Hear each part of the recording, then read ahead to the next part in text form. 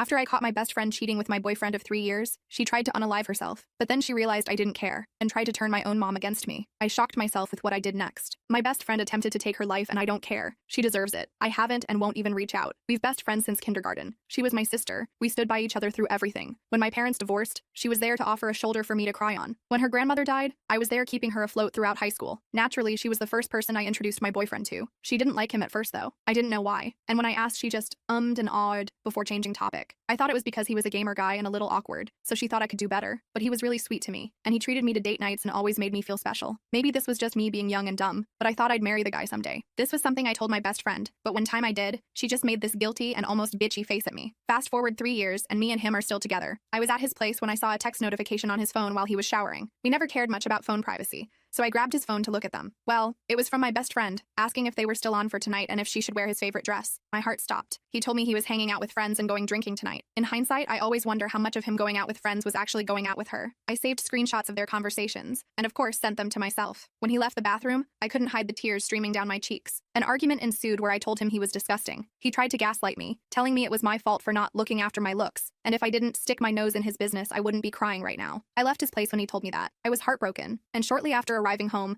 I started getting bombarded with calls and texts from my best friend. To this day, I have no idea what she wanted, because I answered none of them. However, I did look at her texts, and everything she said can basically be boiled down to, she never meant to hurt me. He hit on her first, it was an accident, it didn't mean anything, and I still owed her $10 for Chipotle. I remember not answering a single text, and after perhaps 15 or 20 messages, she became angry. She began spamming me, calling me dumb, immature, and naive, saying this wasn't how friends treat each other, and telling me I was being selfish for throwing away our friendship. She eventually stopped after a total of 78 calls and 132 messages. My boyfriend was strangely quiet during this time though. He didn't reach out once. It took me a few days, but I finally got my shot together. Well, not really, but enough to send them both messages. I texted my now ex-boyfriend that we were done and I wouldn't give him a second chance. He responded by trying to call me, but after just one attempt, he gave up. He sent me a final message saying it wasn't that big of a deal, because he couldn't help his testosterone being higher than the average male, and finally ended up agreeing that we shouldn't date anymore. My ex-best friend was more persistent after I told her I wanted nothing to do with her. Day after day, I'd get messages and calls from her, demanding to talk, demanding I don't say anything to anyone and expose her perfect reputation. I remember in one of the messages she screeched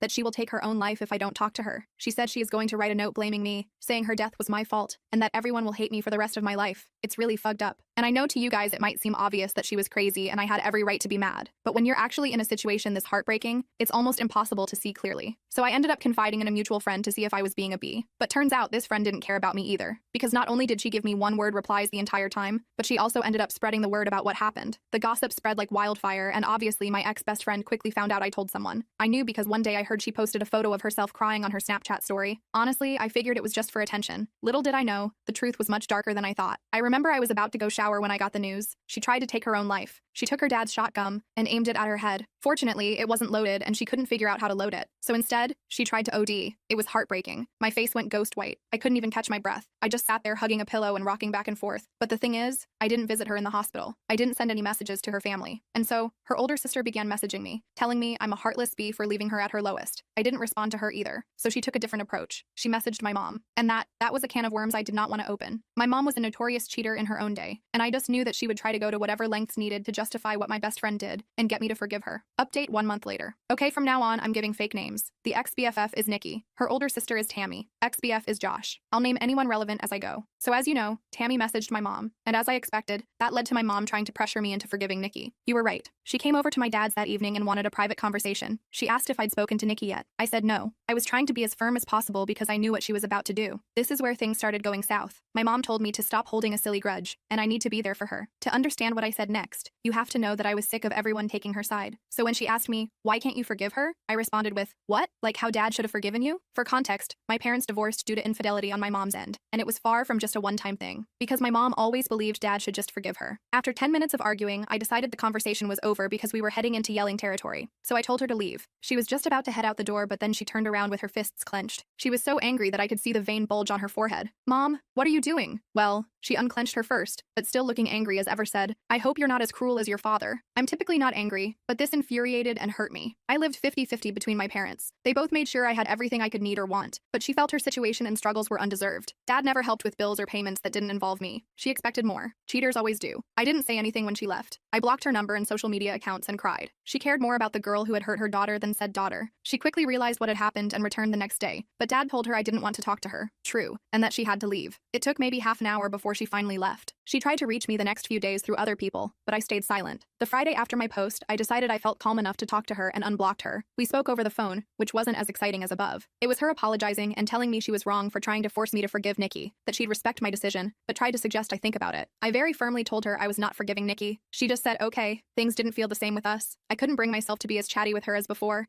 and it didn't help that she kept giving me updates about Nikki. The first time she did it, she told me Nikki had been put on a 72-hour psych hold, assessed, and eventually released. I told her I didn't want any updates on Nikki's situation. I won't stop her from checking in, but I didn't want to be involved. She complained and said she thought I'd want to visit her, but I threatened to block her again if she kept pushing and shut up. Nothing was mentioned about Nikki for a couple of weeks before Mom again broke my boundary and brought her up, telling me about how Josh had stopped talking to her and how Nikki needed a shoulder to cry on. I again told her I didn't want to know, and this was her last chance not to bring her up, or I would cut her from my life. She complained again, but eventually promised it wouldn't happen again. Maybe I should have learned from my mistakes because I know my mother. She doesn't take no for an answer. It was quiet for a while. My friends and I had all carried on from what happened, and even though I know a couple of them still occasionally talk to Nikki, they never bring her up around me or tell her, I hope, how I'm doing. I thought I could finally close this chapter on my life, but nope. Today my mother called me and asked if I wanted to get lunch. I hadn't seen her in a while, so what was the harm? I head to the Weatherspoons we planned to eat at, and who do I find sitting with my mom? Nikki and her sister Tammy. As soon as Nikki sees me, she gets up and tries to hug me, but I just raise a hand and take a step back, and this girl dares to look upset. Mom immediately knows she's fucked up because she's scrambling with all of the excuses. It hurts to see you two fall apart like this. You were so close. I thought you'd forgive her by now. My favorite. She made a mistake. She misses you. Nikki has been quiet, and I can see Tammy glaring at me. I'm just so fucking angry and upset. I honestly didn't think she'd pull something like this. I wanted to leave and cry, but I looked at Nikki and said, for someone who's made a mistake, she sure hasn't apologized for it yet. She had this guilty look and muttered something about me having her blocked and having no way to. I said, is that all you have to say? She just looked at me, confused. I was done. I turned to leave, and her sister started yelling after me, saying that I owed Nikki a second chance with all the trauma I put her through, while Nikki was begging me to listen to and talk to her. I told them all to fuck off and never contact me again and left. I got out of there before Tammy started a fight and went home. I texted my mom a while ago,